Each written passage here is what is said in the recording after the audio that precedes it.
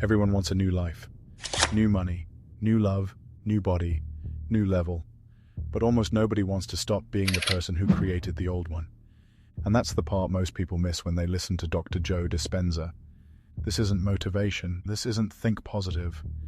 This is rewiring a nervous system that's addicted to the past. So I'm going to break down his 5-step process and translate what he actually means step by step.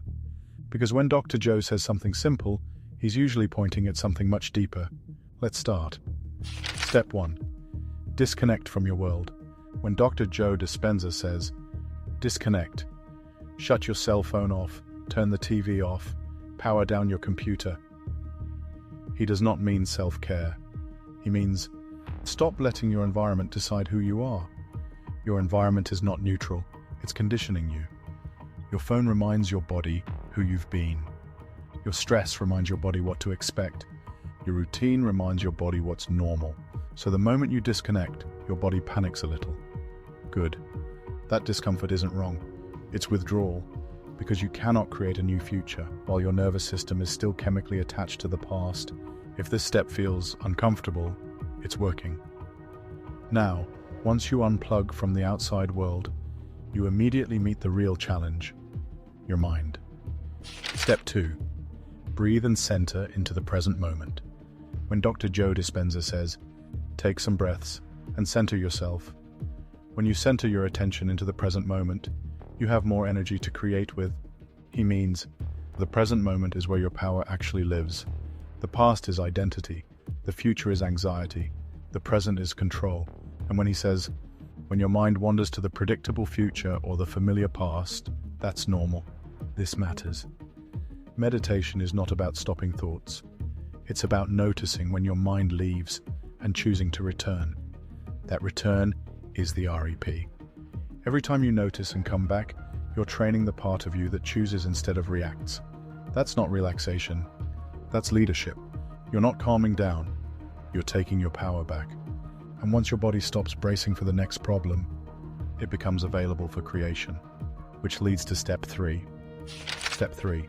Define a future and emotionally install it.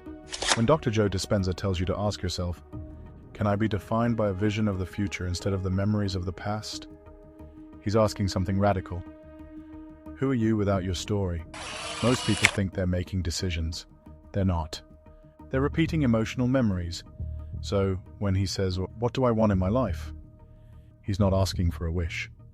He's asking, what identity am I willing to become? And when he explains that thinking about this future creates new neural patterns in the brain, that's literal. He wants you to take your time to come up with the answer, because your brain reorganizes around what you repeatedly imagine with intention. But here's where people fail. They visualize outcomes and skip emotion.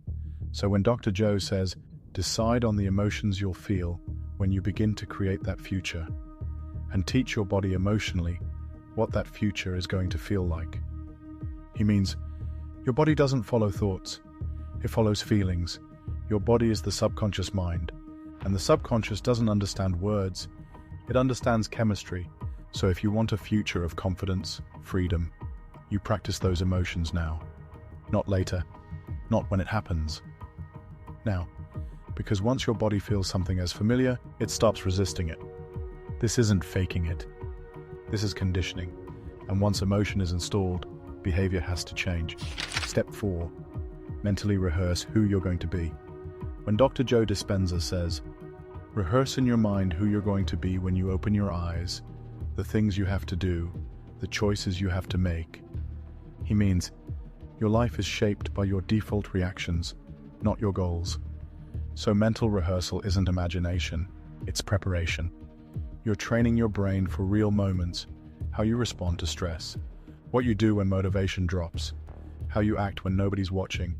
Because under pressure, you don't rise to your vision. You fall to your rehearsed identity. Repetition makes it automatic, and automatic is where real change lives. If you don't rehearse the future, your past will show up on cue. Step 5. Let go of the old self.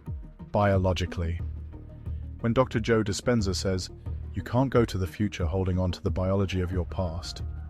This is the core truth. Your past isn't just a memory. It's stored in your body, your thoughts, your emotional reactions, your habits. So when he talks about dropping thoughts and writing them down, thoughts like, I can't, it's too hard, I'll start tomorrow, he's not talking about mindset. He's talking about automatic programs. And when he mentions behaviors like complaining, blaming, making excuses, those are identity rituals. They reinforce familiar emotional states, lack, fear, powerlessness. Then comes the deepest layer, emotion. When he says, if you want to be wealthy, you can't take lack. If you want to be healthy, you can't take insecurity or fear.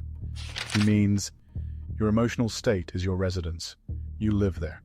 And life keeps delivering experiences that match that address. So step 5 is conscious interruption. You notice the old emotion rise, and instead of indulging it, you choose again, over and over, until your body learns a new normal. This is where identity actually changes.